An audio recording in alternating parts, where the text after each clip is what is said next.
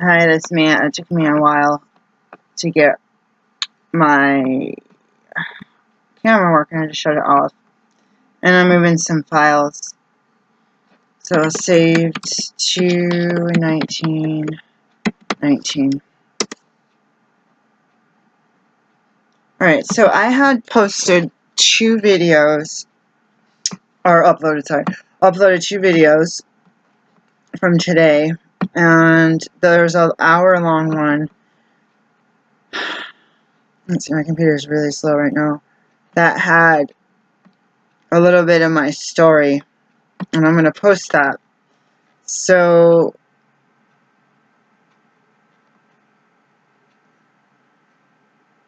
let me just see if I can find that. And I'm burning incense, and I'm going to open this side.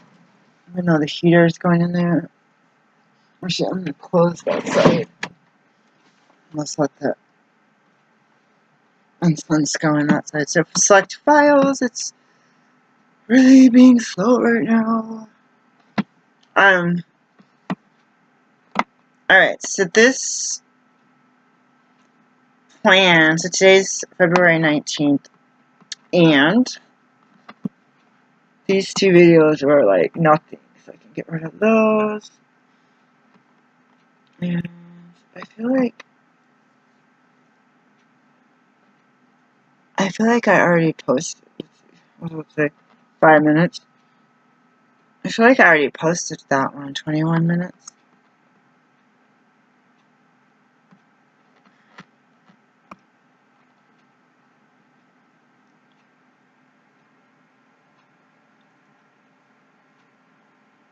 So what's positive? Single mother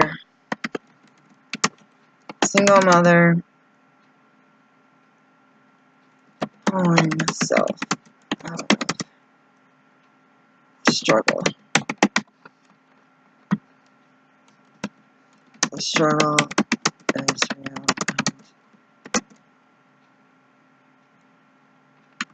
Climbing out.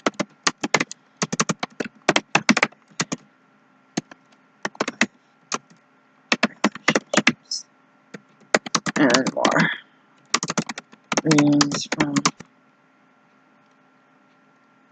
meditation books. What are the names of my books? Alright. It's gonna be really smoky up in here, I'm not gonna lie. Daily reflections from AA just for today. And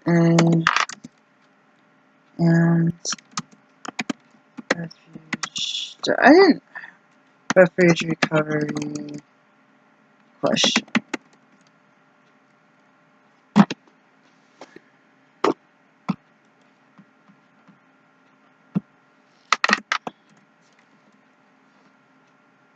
Alright, hold on. I cannot breathe. It's so smoky in here. Okay, so I was just recording about let me put the page number, page 7. First truth inventory.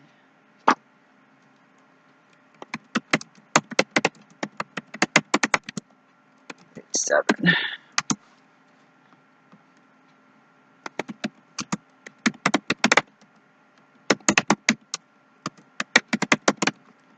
Alright, so I had just let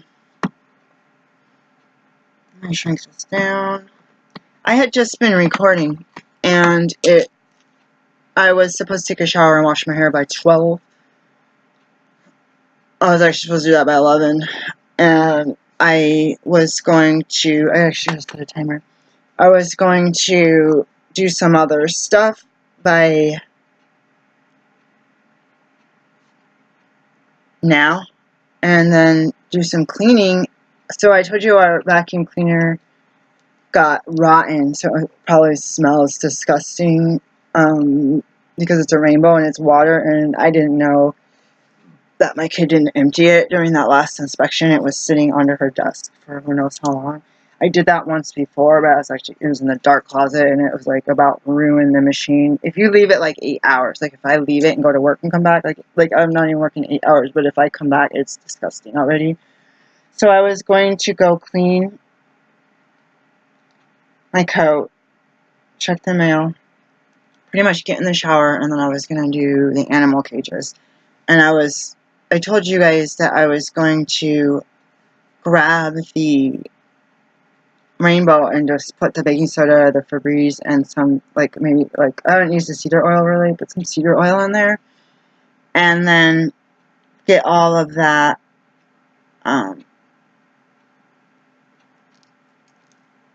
out, or throw that out and do the animal cages, take a shower, wash my hair, and then, work on my room, vacuum my room with the rainbow instead of this handbag. I'm going to do a little bit of incense towards my closet. I don't have it. And I get downstairs, and I was like, well, I meant to clean the rabbit cage. I cleaned it Friday. I was like, oh, I'll clean it Sunday. It's already Tuesday. I didn't even clean the guinea pig cage yet. So I was like, okay, let's clean the cages and vacuum. So I was like, the vacuum was downstairs. So I went downstairs, and my son comes down and says, I'm going to bed. It's 1:48. He's already laying on the couch, and I was like, I was just about to. He's like, you're always like that. Like, pretty much calling me lazy. You always say you were just about to clean, or just about. So basically, this is what happened. I have something stuck in here. A piece of wood. I accidentally broke one of these incense. I was going to take it with me in the car, and I accidentally broke the thing.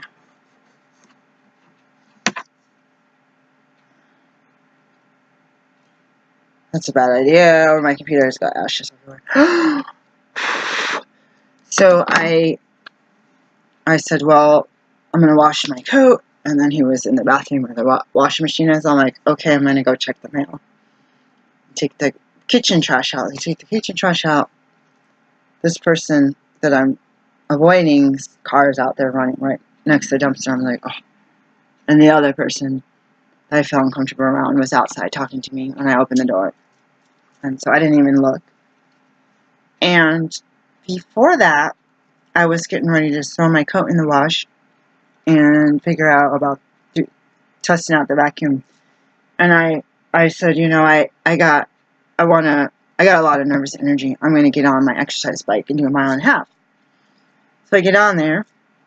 I finished this book about the armators. I totally forgot the name of the book. So I finished this book about the armators. Secret of a Heart Note. This is an excellent book. It was really hard. The second quarter of this was hard for me to read. It could have been just life. But the author, Stacey Lee, was really good at putting together setting up a story so that now you're more drawn in. So it was like a little bit slow as she was setting up, and it was very detailed, and then you got more drawn in to all the characters. What's going to happen to this person? What's going to happen to this person? So it's like all these different characters had all these things going on. And that was just one of those things today, Tuesday morning. Was I supposed to go somewhere Tuesday? That was one of those things where in the past I've gotten really sad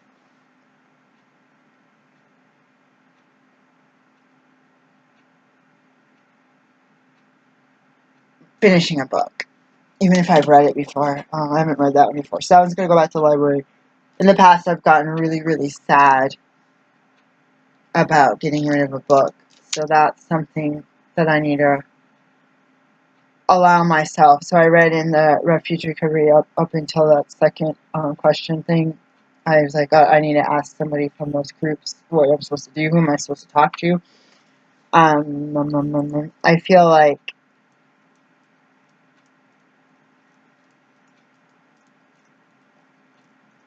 I did read some of the back about the breathing meditation. So I'm glad I flipped through the back so I could. For my 12-step programs, I noticed when you get to the questions in the big book, it's different. I never actually even read that cover to cover. I read it as assignment from my last major sponsor who did the subs with me, and I was like, oh god, I don't even think I read that. Like, people would say, go home and read this, go home and read, like, a couple of pages. Actually, I'm supposed to be finding my 12 by 12 too. So I'm sitting in my house saying, alright, let's get on the bike. In case you work up a little bit of a sweat, which I probably didn't. And then let's get in the shower, but let's start the laundry. Okay, let's clean the guinea pig cage in the rabbit cage. So I get downstairs, couldn't go to the laundry. My son was going to sleep, and I could at least do the rabbit cage, and then I could smell how strong the rabbit pee is. And so I'm like, oh crap. So I don't know if he would tolerate me putting fluff in there, or just have to clean them. I probably have 50 to 100 wee pads, so basically, if I use 3 a day, that would last me only last me like 30 days. 190 pads. Oh my god, that only lasts me 30 days. But I used to keep on. I bought, did I chew them? I don't know, I used to keep on stuff. It's better than smelling though, but it does smell really strong. I'm like, crap. And I literally know I've been waiting. Instead of doing it every other day, I've been doing it every, like, 4 days or 5 days or more. And it's that urine more than the so maybe I could put some fluff in there and see how it reacts. That'll absorb some of the odor a little bit. I know there was some stains on the carpet, so if the intakes for the air is next to the animals and it's coming through the vents, it's going to all our rooms, into my hair, into the clothing, into the dresses, into the bedding. So now I'm like super paranoid. So I'm washing my coat, and I'm gonna set a timer so I can get it in the dryer and just wear that. I sat on my bike, finished the book, was pretty sad for a minute, so I put on Cloud About Stroke, the album I got, and I was like, okay, shoot, I still have a mile to go. And I was like, oh, don't worry about it. A mile is nothing. A mile and a half is nothing on the exercise bike. I turn up the tension more and just pedal through faster and faster. And the problem is not having enough space.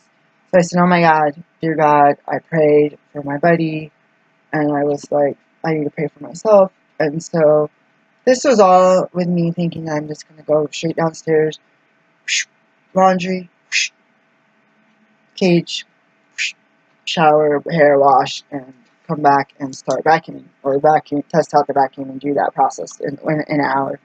So now it's gone to me saying, before, oh my God, I can't sit in my room. I've been sitting in my room for days. I think it's driving me crazy. All the stuff I'm selling is in here. I brought some stuff in from that I was going to donate, and in fact, I think I'm literally going to take it back out to the car and just donate it. Like, I think it's time to this stuff needs to get out. I cannot, there's a book out here called Getting Out. I cannot, the thing is, when your income is down, you start selling on eBay and start posting, and your income goes up, but you're, like, consumed. I think I need a baseline of cleanliness, like, get rid of all the extra packaging supplies, get rid of all the extra books, get rid of that, and then do that treasure hunt, like, be an eBayer that has one trunk of stuff. And when that trunk is full, you don't put anything else in it. You don't buy anything. You don't get free stuff. You don't pull stuff off the shelf. You repel any new junk coming in the house, and you just donate the other stuff. And that one trunk is like hoarding, like trying to control a hoarding addiction or something. Like, that one trunk is for sale. So not maybe, but do more high-priced items. Do, instead of $5 items, do $50 to $500 items, and that's the trick there. And I actually was doing more of that, and now I just lowered my prices as an inventory control, and that has worked almost worse than having the prices high. In fact, the stuff that's being looked at, the prices are higher than my $5 sale. But in my mind, I felt like that. So now I'm back to square one. I'm sitting in this chair, like, wow, what happened to my day? And all morning when I made the videos for today, the 19th, I'm just sitting here thinking that I'm bombarded by my children. And it's like, we need to buy this, we need this, can you get this, we need this, blah, blah, blah, blah. But I have a fear of not being a single mom or not being a mother, because I feel like my whole day, when I look at my inventory, it won't be like, oh, I'm tired because somebody woke me up at 7 in the morning banging on the door because I needed money or a calculator or this or that. It would be, I woke up and started playing with my computer and now I didn't sleep with it. Like, it would be all on me. And again, I felt like, for looking at abusive or toxic relationships, when you move those energy drains out of your life, you make room for goodness, good stuff to come in. And so that's where I'm at today.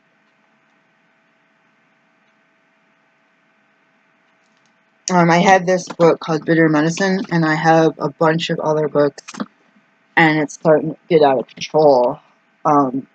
I told people I would go in the library with a hood on and like sunglasses, like, oh, I got a book addiction. Movie. I wasn't even watching that many movies. It was mostly book addiction. I'm like, how the heck am I going to read all these books? So I think what I'm going to do to make the time go by, I'm going to put that stuff that I was going to donate, and I changed my mind, just take it to this Goodwill donation or Salvation Army donation right up the corner, come back around, swing by the library. So that will give me 2 hours to get that. Swing by the library and then drop off the 2 books that are in the car. This book here, these 2 movies, and then this one goes to Washington County. So I'll take these tomorrow. This is called Even Money. I thought I was supposed to be doing a movie review on this.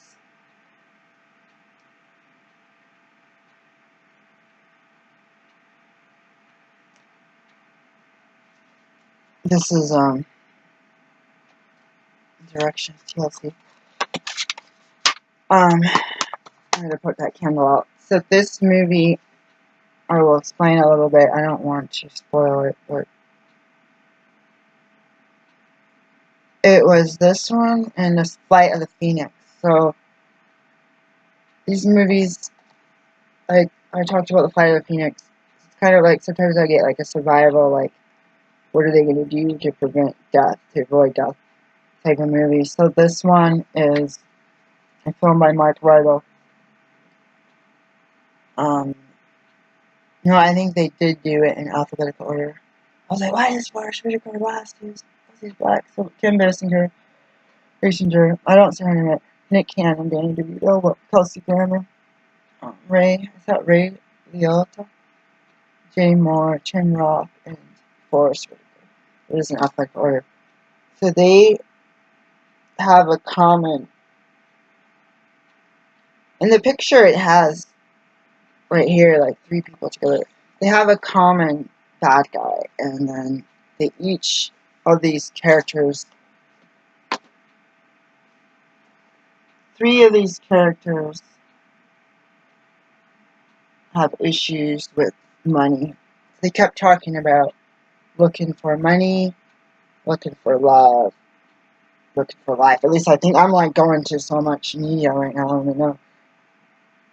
I was like, it could be, I could have been a YouTube video or something, but looking for money, looking for love, and looking for life. But it was those first 2 that was kind of like, I think I was from that movie, I don't know. But anyways, even if it's not, it's like, what do they bring to where I am in my life right now, my holistic, my spiritual, or mental, emotional. People are struggling. They lost money. There's gambling, and they need to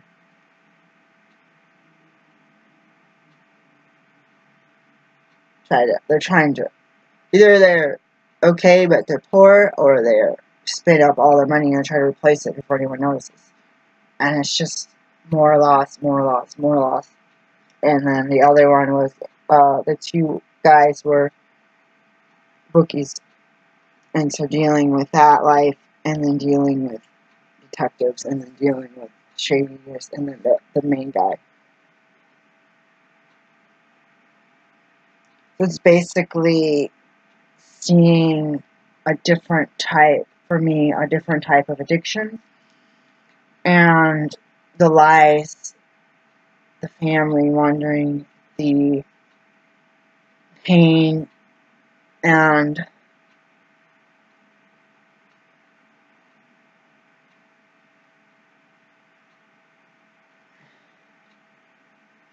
it was hard to watch. As there were certain parts that were hard to watch. Not hard to watch. There's certain parts that I thought to myself, you know, being in recovery and knowing that I can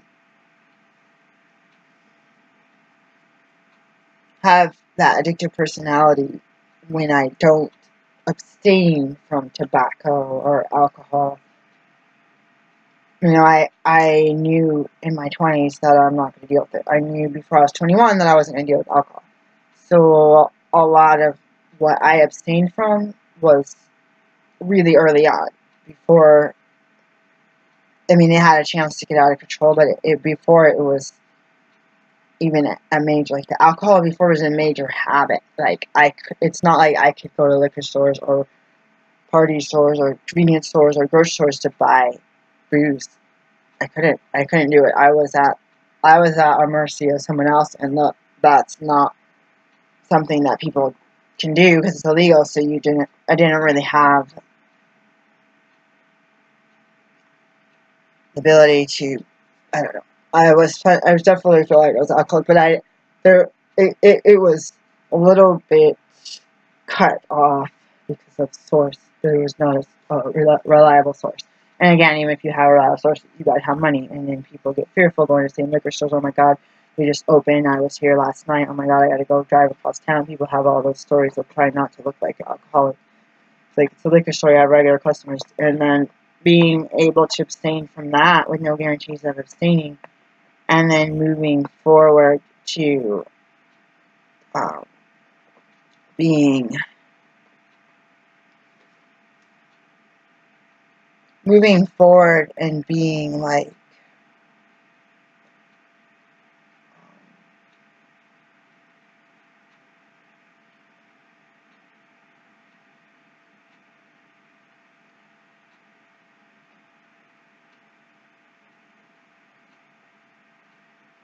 moving forward and being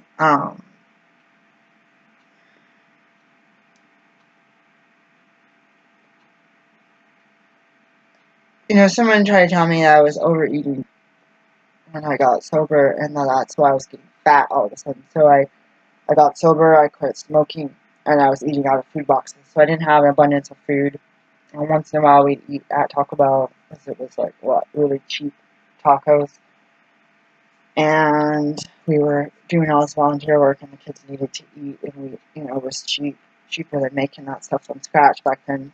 And I wasn't necessarily overeating, even though I'm a stress eater, because I didn't have a source. But someone's like, "Oh, that's common in people like you who are in recovery to overeat," the pastor said. And I just felt devastated because, I used to smoke, and I would have a small plate of food, and I'd be like, it tastes really good, but I need to go outside and smoke right now. Like, would push away the food and go smoke. So that's a huge, the nicotine and the tobacco, the act of going out and smoking was a huge thing for quitting tobacco. Was then you finish your plate, like even resting with your metabolism a little bit more, and you're not going out back and forth outside and walking around the block to smoke. You're like you're not even getting that little extra bit of exercise, which was a huge thing for me, being an outdoors person, to look outside and not be able to do that frequent. I gotta step outside and smoke and look at the sky and listen to the birds. So I've been in my four walls this week, and you've seen that it's wreaked havoc on my mental, emotional health, and even my spiritual health. I feel like I'm like begging my higher power to help me get any kind of spiritual growth and stability in my time where I'm alone in these four walls. So I got on the bike and I was like, oh yeah, you've been in this room too much. Doesn't matter if I had day off and I wanted to rest and watch a movie. It's too messy. And the downstairs is messy and everything's messy. Like I should have gone back to the library. So I'm sitting here in my mind thinking,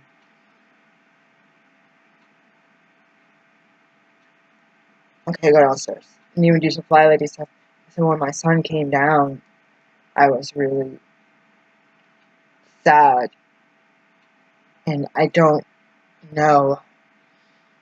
I can't go back to when they were in elementary school, when I was in med school, or pre-med school, and junior high when I was in med school. I can't go back to the days where a few times a year, very seldom, I got to be home because of, say, you do midterms, you don't have lab, you don't have a 3-hour lab, and I would get to come home for 3 hours instead.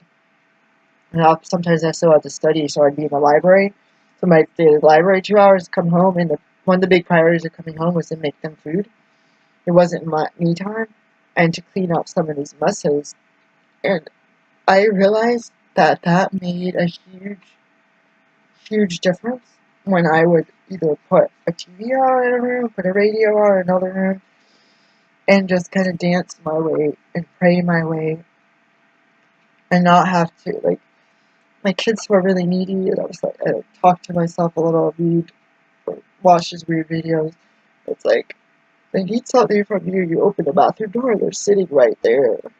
Like, help me. Like, and I don't want to be a bad mom. Like, I was like, next meeting I go to, I'm gonna just be like, I need respite. I had a few days off, and I didn't have the money even. I didn't have the money to pay rent before I took days off, and I don't have vacation hours. I was like, God, sometimes I wish I could go to a hotel and sit by myself, but then I would be in the four walls of this brain, which would be worse than being in my neighborhood and being able to go to my meetings in my local stores and library, and even just, step outside. This place is super crowded. That alternate place was a lady's house, and we went to her house, and she was on it wasn't a flag lot, but it was a narrow road, and the driveway went to her neighbor's house and her house, and that's it. And it was a narrow, winding road, and I said, I don't even know how people check their mail on this road. And I said, I'm going to need to be able to. I know myself, that safety plan I told you, like, about even going outside when you don't smoke, just stepping outside here and there. My plan, and I used to sit outside and read here, but the kids fight and cuss and use the N-word so much that I don't do that. So my plan here was to live in a crowded place so that I knew when I had breaks. Oh, this hat is super tight. When I had breaks from school, that I would be able to even just go out and check the mail, take the trash out, and talk to whoever's outside. It's very rare that you can go out here and there's nobody. Or, like, even there's nobody, the kids knocked on the door yesterday because the trunk was open on the car. You still have, like, I could right now find somebody's house to go sit at for a few minutes. And I considered it earlier. I said, hey, take a shower, get ready to go, and just go sit somewhere else. Um, so I'm back in my four walls. I haven't taken a shower. I haven't, I don't know if I want to just grab a bunch of books and stuff and just put them in a box and say I'm going to donate it. I almost feel like just going back in my bed and just like resting until 4:30, or it's going to be like 4:15 right now if I'm going to the store drop off. So I'm just like, this happened in the summer a lot.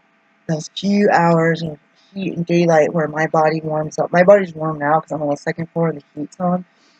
But that's probably why that smoke alarm is going off. But there's probably because there's ants in it too. My body gets cold in the summer with the heat off. The sun doesn't shine in, and people like that. But I'm cold, so it's like I have like those few hot days. I get angry, and then I start to have energy to clean. Like the ants move faster. Like I'm a human, I move faster in those heat days. And so many of those days, almost 100% of them, when I was actually home, which is why I'm in this room all the time, is because my son is sleeping on the couch. And this has been a common theme for me. I seriously, like, this being in this room, before all the eBay stuff was in here, and before I had all these extra clothes and all this extra junk and there's a lot of extra furniture that's not supposed to be in here, that's not supposed to be in here, that's not supposed to be in here, and I don't think the file cabinet and this thing is, all this stuff is not supposed to be in here. So, right now I'm just like, more ants. We have a serious infestation because they are hunting. They are like everywhere. There's like not even food or crumbs or residue of my teacup or anything. So I'm sitting reading this book about suffering and about people trying to get away from pain, and as a survival, the refuge recovery survival mechanism, and I'm reading that thing about loneliness is also the pain, and the loneliness pain is a survival mechanism, and I'm just freaking out because I'm in also physical pain from these injuries that I have. And I don't know, like, I'm looking at this windowsill, and I'm like, you know what, maybe just open up the windows, spray some Windex. I have, like, fake Windex, I should get real ones, and just wipe down the windowsill for, like, a whole hour, just, like, I might actually do that, just, like, breathe, just do one chore, and that will, every time you walk by, you'll say, well, that looks different. Well, because you get used to mess and dust, and we still have to move the shelf from the ashes from the forest fire 2 years ago. So I'm at this place where my hair is crazy. I'm at this place where I was before my son started sleeping on the couch. He wasn't really coming out of his room at all. Neither child was, and they were both in homeschool. So there was a whole different type of stress, and I would sit downstairs, and what happened was before they went and turned into teenagers, sitting downstairs meant you come home from school, you probably had gone to the park. If not, the kids were at playground for daycare. We'd go to the park. We'd maybe stop by the library or something. Come home. Put a movie or the TV cartoons on. I'd start dinner. We'd all sit on the futon together, and we would watch a show or movie, and they'd get mad. For a while, I would share a computer. We'd get mad that I had to go in the kitchen to keep fixing the food, and I missed parts of the movie. And then, what happened? I missed the beginning. And so that's like one big thing for me is when they started sitting upstairs, it was really lonely. And I told you that I have had a hard time with the, I've had a hard time with the program finding a support network, and so I'm really like, um, I'm really like, just, I'm back at square one as I was. I was super motivated before I got on, and even if my son was in his room or out of the house, who wouldn't say that I wouldn't sit in my room and just, like, this is, I felt like God was like, Saturday, Sunday, stay home and rest. I didn't really rest. I was doing eBay and clinic stuff. I had to see a patient Sunday. In fact, I gotta close this person's chart. Sunday, Monday, Tuesday. Shoot, I gotta do it. I really have to do it. That'll keep me busy, eh? Because I haven't even started. But yeah, I'm thinking of the summers and saying, you're really steaming mad right now. You want to say the F word and scream at the top of your lungs and start throwing stuff. You don't really want to do that. It's like, if you ask God to open the right doors and close the wrong doors, what is in front of you right now is what you need to, what's in front of you is, I don't know how to say it, like, not what you need, but you're gonna have to go through that. You can't go under it, can't go, what is it? You can't go under it, you can't go over it, you can't go around it, you have to go through it. And it's life on life's terms. And every time I get mad, or it's like, oh, my kid has to do this, oh, my kid has to go to school, oh, my kid needs to ID, oh, my kid's a calculator. That's helping them get boosted up so that they can get a diploma or GED, so that they can get into the next college. They can help them with the FAFSA so they can get financial aid to pay for school. Like, it's tiring because I want to not do it, and I want help, and I still have this white picket fence that I should have been still married to their dad, and that we should have both been helping them, and that we wouldn't have to have all this stuff in my house, and that we could just have that be donation or trash instead of trying to sell everything. There's so much going in my mind right now. It's sitting back in this chair, which I haven't been in a long time. My knees are going numb. Sitting back in this chair, it makes me feel like I'm not. I'm thinking maybe just take a shower and even going out back. And I have that list I showed you guys. Get rid of the mattresses, replace my bed, clean and move the couch, move the animal cages. I told you that. What I think I'm going to do is just take a shower, wash my hair, put makeup on, and take this stuff to the donation place, like right now. I'm getting to where, I'm not able to, like, I don't even want to put it online. Like, I'm not trying to be rude. People gave us a lot of this crap, but if you look around, like, a lot of times I couldn't even shut this closet door. If you look around, this is absolutely out of control, and the kids are starting to like all this stuff. And this is the worst it's ever been, partly because of the eBay stuff. I don't have a garage. I don't have a spare room. Most eBayers, like, they'll have their whole, some people will have their whole living room half filled with stuff, but I don't want it. I don't even want a spare room. Like, a spare room closet, maybe? But even then, you watch Sophia, she even has to clean that out so that her mom or the guests can put their clothes and shoes and bags in there. So I kind of want more of, I always wanted a bed and breakfast before I even watched Good Witch. I wanted to be a naturopath, do natural healing. I wanted a store that sold natural items, including homemade jewelry. And I wanted a bed and breakfast. And it's like, I feel like I need to go more towards the bed and breakfast. So the guy at work is like, just throw crap away. Just get it out of your house, just like, so if I brought stuff in that I was supposed to give to Goodwill and I brought it back in the house, I think I'm just gonna go take it back, because it might sell. I might make 20, 50, 100 bucks off that stuff. But right now, I think my goal for 2019 is to I felt like God said to use the eBay store to get out of debt for college debt. Someone did say that there could be a bankruptcy. Everyone said it's not, but they looked it up. Maybe do bankruptcy for that. Because I haven't been able to find a job. I haven't been able to get patients.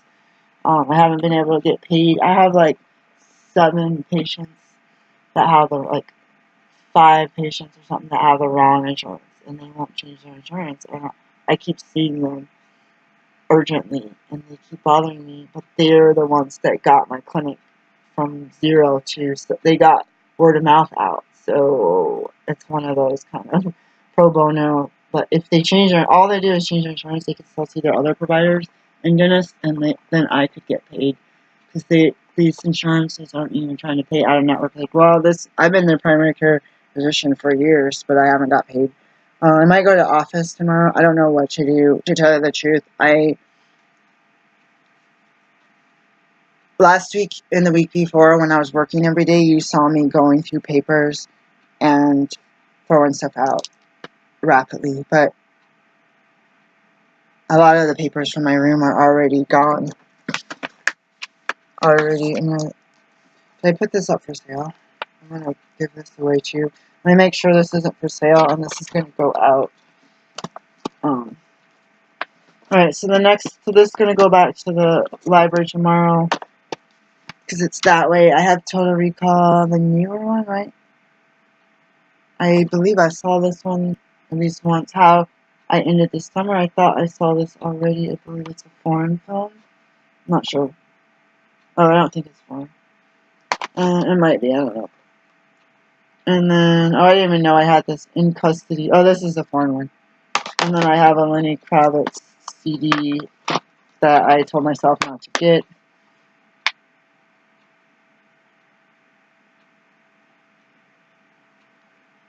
I don't know any of this new music. So, I'm sharing this right now. I am really overwhelmed.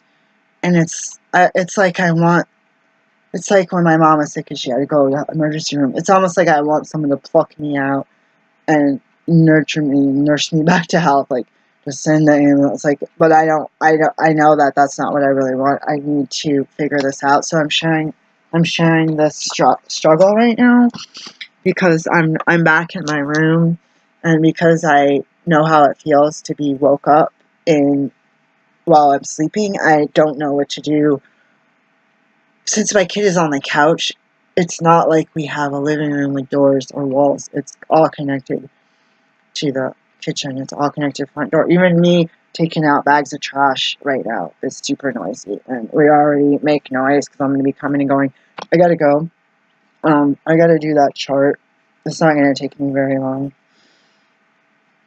As long as I sit down and do it. That's probably what's going to happen, is I'll do that. And so I want to meditate, do the chart. My room is out of control. I think I'm going to take that stuff to the Salvation Army, and then check to see if that thing is, where did I put it? Try to check to see if that thing is been put up for sale. And then I think at this point in time, I gotta use baby steps, and just like, I was even thinking, oh, I'm more motivated when I work on these days. I said I can go out, go downstairs, and pull the couch out and throw away my school stuff. That's on my list. Clean the file cabinet out and then throw the file cabinet in the garbage. How the kids help me lift it up, because it doesn't stay shut, which is dangerous. It's really heavy. It's over 100 pounds. It doesn't stay shut, so both drawers are open at once. There's no way I can give that away, and the locks don't work anyway. But people said the locks worked, and they didn't, and I can't use it in my clinic. I would use it in my clinic to lock up all of my medicine. I have a medicine cabinet, but to lock up stuff. So that's where I am right now. I think that I need a friend. I was supposed to have a friend / volunteer help me with my office, go through some of the feng shui and move stuff around. I had a couple of people I wanted to help me move stuff around. One was saying that they were to their social worker, never came. So I'm also looking for that. I could put a add up for an intern to help me with some of the office stuff, because they can get points for school hours, I mean. And the only hard thing, especially since I'm a specialized clinic, is having patients come in, or having students come in to see patients, because it's house calls. So that would be a little bit trickier. I'm going to start that. I'm going to look and see. I have some paper for sale online, and I'm going to look and see. Bye, guys. I believe that this too shall pass, and part of it is just being off work and being alone for these past 4 days after Valentine's Day, and then now I'm going back out into work and into the world. Like, God, dude, I don't even remember my password. Bye, guys.